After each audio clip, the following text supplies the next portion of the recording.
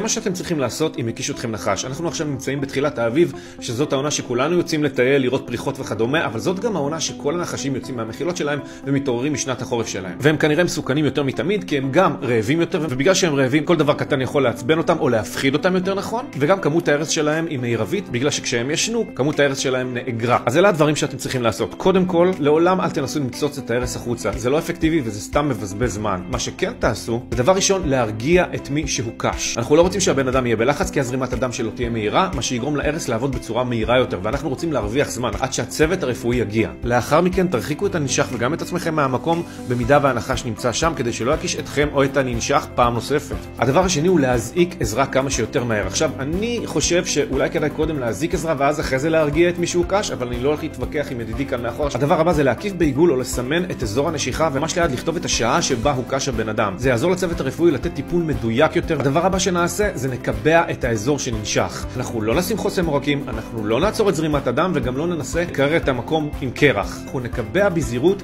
את האיבר כדי שהוא ינוע כמה שפחות. במידה ואתם רואים את הנחש, לא להעז לרדוף אחריו או לנסות להרוג אותו, זה מסוכן. במקום זה אתם כן יכולים לצלם אותו, מה שיעזור לרופאים לתת את הטיפול המדויק יותר. שתפו את הסרטון החשוב הזה עם משפחה וחברים, הוא יכול להציל חיים.